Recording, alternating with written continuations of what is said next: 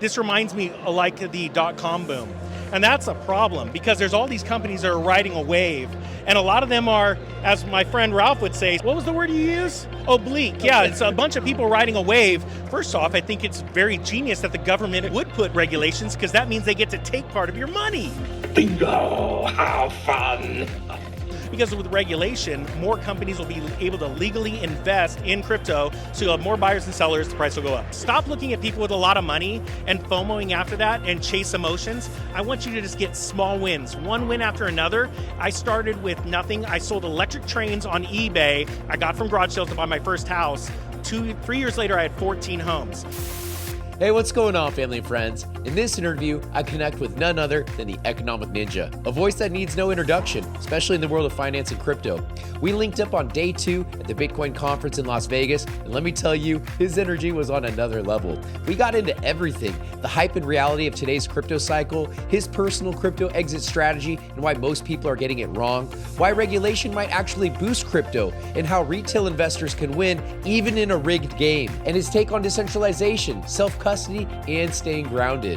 Whether you're brand new to crypto or you've been through a few market cycles, like myself, this interview will drop some real gems that you won't find on a chart or in a Twitter thread. And oh yes, the Economic Ninja, he's buying a Rolls Royce right now.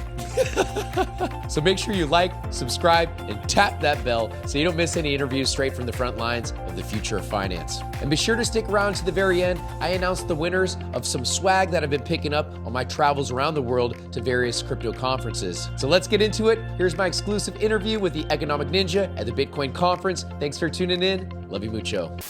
Ladies and gentlemen, we're here at the Bitcoin conference day 2. I've got Economic Ninja to my right. Whoa. Hey, how you doing? Whoa. How you doing? How you doing, Economic Ninja? I'm having a freaking blast. How are you doing? I'm having a great time. What's the temperature like in the room today? It's hot. I'm getting a little sweaty. You know what's funny? This reminds me like the dot-com boom. And that's a problem because there's all these companies that are riding a wave. And a lot of them are, as my friend Ralph would say, what was the word you use? Oblique. Yeah, it's a bunch of people riding a wave when you have core protocols that are true proven winners, Bitcoin, Litecoin, Digibyte, there's XRP, right? And everyone's chasing a bunch of tokens, which I like the tokens, but it seems like a lot of these are gonna fail. And that's one thing that's concerning to me. There's a lot of excitement, a lot of hype, but there's a lot of people that are brand new and they haven't gotten wrecked during a downturn. Yeah, you're right. And it's very cyclical. So being around the block a couple times, I'm starting to see the trends. What are your thoughts though? Because now we're having regulations come into the fold. The Stablecoin Act, the Genius Act, the Market Infrastructure Bill. What are your thoughts now that the landscape is changing? First off, I think it's very genius that the government would put regulations because that means they get to take part of your money. Bingo! How fun!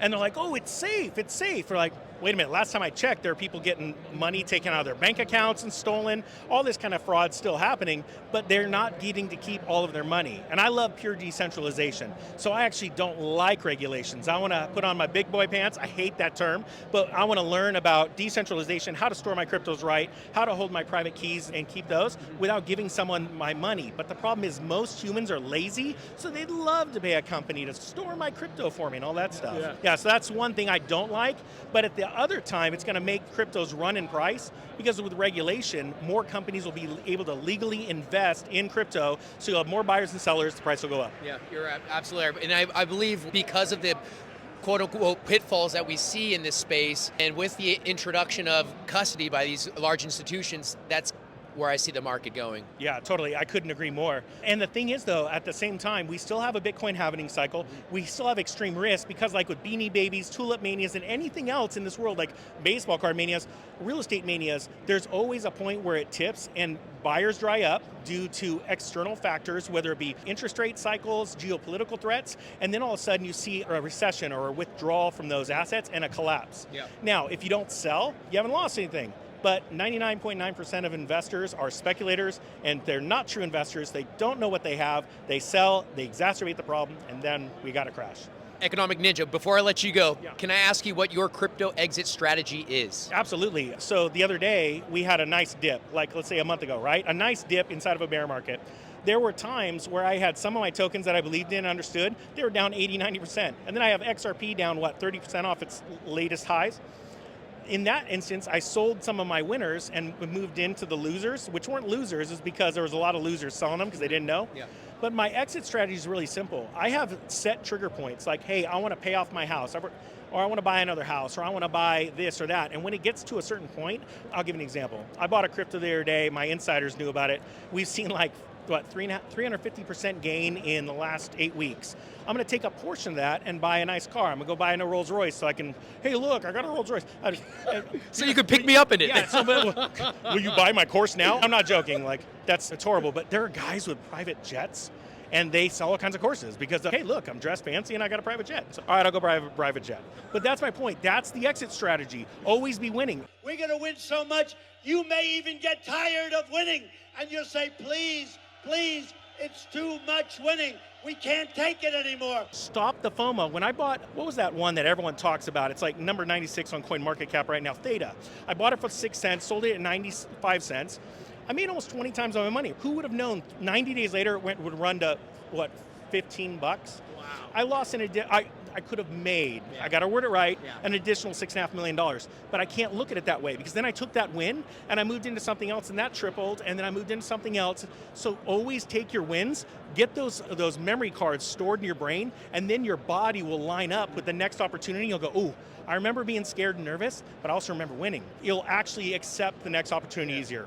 What if I told you, real quick, Economic Ninja, my client is Merlin. They've created a seamless dashboard that connects all your wallets into one app, and then they provide you AI-empowered exit strategies via alerts. Would that support you in your exit strategy journey? That just sounds like magic. It's like you have to obviously learn a little bit more about it, and that's the thing about all projects. You want to do your due diligence, your research. It sounds amazing. I'll look into it. That's all I ask. I appreciate you sharing your time with me. For those in the audience that aren't here today, what would you say to them? Hi. Just seriously, small wins. Stop looking at people with a lot of money and FOMOing after that and chase emotions. I want you to just get small wins, one win after another. I started with nothing. I sold electric trains on eBay. I got from garage sales to buy my first house. 3 years later, I had 14 homes. This is easy, but you got to start somewhere. Stop looking at the big guys and go, I can't accomplish it. You become wealthy, you become a multimillionaire and eventually a billionaire by little wins. All right? Said Economic Ninja, appreciate you sharing your time with me. Thank you. We'll keep in touch. Appreciate you, man. Thank you. See you guys. Alrighty, a huge thanks to everyone who participated in the various raffle giveaways over the past couple of weeks. Today I'm excited to announce 10 lucky winners of some very cool swag that I've picked up at the crypto conferences I've been attending recently. First up, the XDC raffle. I had the honor of interviewing Ken Chapman, head of US for XDC, at their headquarters in Dubai. Ken was kind enough to hook me up with some parting gifts for the community, and now I'm passing them on to you. Let's spin the wheel and announce the 3 XDC winners.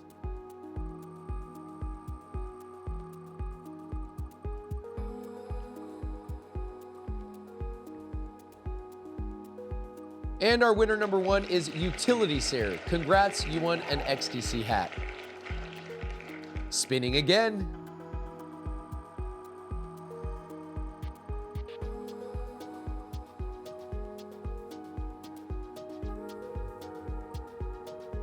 Winner number 2, welcome to Salt Creek. Thanks for playing. You've won yourself an XDC coffee mug.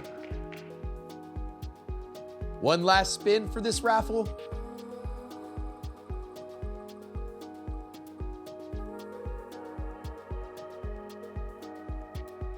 And winner number 3, Scott M, an XDC hat is on its way to you. I'll be sure to pad the envelopes with a few extra goodies that Ken left me. Consider it a little bonus from Dubai. Now let's shift gears and announce the winners of the First Ledger backpacks packed with exclusive XRP swag from the XRP Las Vegas conference, and I also threw a few bonus items from Ripple's XRPL Apex conference in Singapore to really up the ante on these giveaways. Now before we spin the wheel, I want to first shout out 2 early winners. That's BearX589. You were my 11,111th follower on X. Congratulations. And also One Fidlaugh. You were my first responder to one of my recent posts. It pays to pay attention. Now let's spin the wheel and announce the 4 final winners of the First Ledger backpacks. Spin number 1.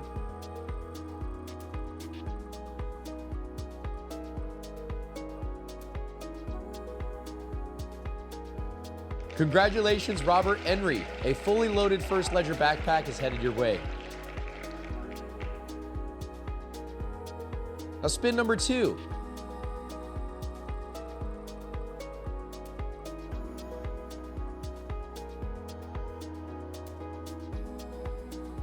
Congrats, global investor community. You've got an XRPL swag pack backpack on the way. Spin number 3.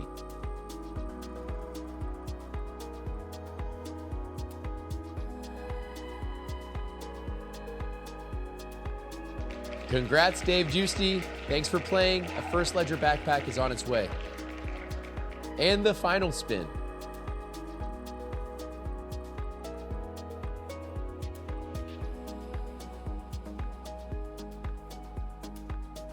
Congrats, D. White. You're the final winner of the First Ledger backpack.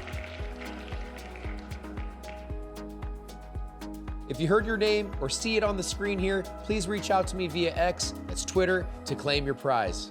And hey, if your name wasn't called this time, don't worry, we're still winners at the end of the day. We hold the bits and the keys to the future of the global financial system. So stay patient, stay informed, and stay bullish. Thanks for tuning in. Love you mucho.